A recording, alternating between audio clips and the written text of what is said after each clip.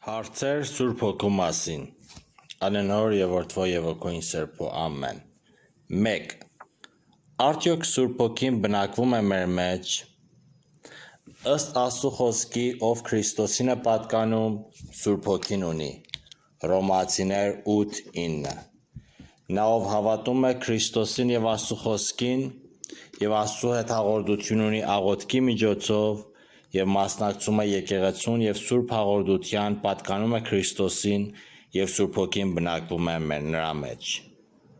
2. Որն է Սուրբ Հոգու մկրտությունը։ Ըստ Հայաստանյաց առաքելական եկեղեցու, բոլոր նրանք, որ դրոշմվում են մկրտության ժամանակ, Սուրբ Հոգով մկրտվել են եւ Սուրբ Հոգին ունեն։ Եվ նրանք երբ չափահաս են դառնում, պետք է Սուրբ Հոգով լցվեն եւ Աստծո կամքը կատարեն։ Մենք ընդունում ենք մեկ մկրտության, բայց բազմաթիվ ապաշխարությունների։ Նույնպես ընդունում ենք մեկ դրոշմի, այսինքն մեկ Սուրբ Հոգու մկրտության, բայց բազմաթիվ Սուրբ Հոգու լեցենությունների։ 3. Որն է Սուրբ Հոգու լեցենությունը։ Սուրբ Հոգու լեցենությունը Աստծո լեցենությունն է մեր մեջ։ Նա, ով կատարում է Աստծո կամքը, ամբողջապես Սուրբ Հոգով լցված է։ Ամեն պատարագի ընթացքում քահանա-հայրը այսպես է աղոթում. «Լից ևս մեզ Հոգով Սրբո, մեզ ևս լցրու քո Սուրբ Հոգով»։ Նույնպես Ներսես Շնորհալին հավատով խոստովանի թիմ 5-ում այսպես է ասում. «Աստծո Հոգի, ճշմարիտ Աստված, որ հորդանան գետի վրա եւ վերնատուն ինջար,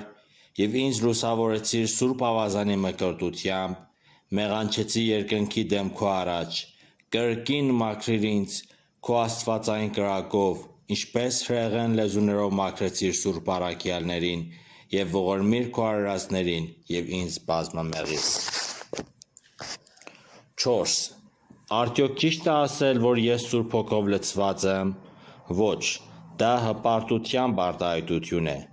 Սուրբ Հոգու լեցենությունը պետք է ուրիշները մեր մեջ տեսնեն եւ վկայեն, ոչ թե մենք։ Եթե ասենք ես Սուրբ Հոգով լցված եմ, այսինքն ես սուրբ, կատարյալ եւ անսխալական եմ, բայց պետք է իմանալ, որ մենք միշտ կարիք ունենք ավելիով Սուրբ Հոգով լցվել։ 5. Արդյոք մենք ընդունում ենք Սուրբ Հոգու շնորհքները։ Այո, եկեղեցին ընդունում է շնորհքները, բայց ավելի կարևորություն է տալիս Սուրբ Հոգու պտուղներին եւ հատկապես սիրոն, քան շնորհներին։ Շնորհները տրվում են եկեղեցին բոլորի շահի համար Աստծո կամքի մեջ, ոչ թե անհատի անձնական շահերի համար։ Շնորհները պետք է հաստատվի եկեղեցու կողմից։ Շնորհներով պարծենալը եւ հպարտանալը անիմաստ եւ հիմարություն է։ Մենք ընդունում ենք Սուրբ Հոգու շնորհները, որովհետև բազմաթիվ սուրբեր ունեցել են դրանք, հատկապես բժշկության շնորհք, տեսիլքներ տեսնելու շնորհք եւ դեվահարների ազատության շնորհքը։ Ամեն։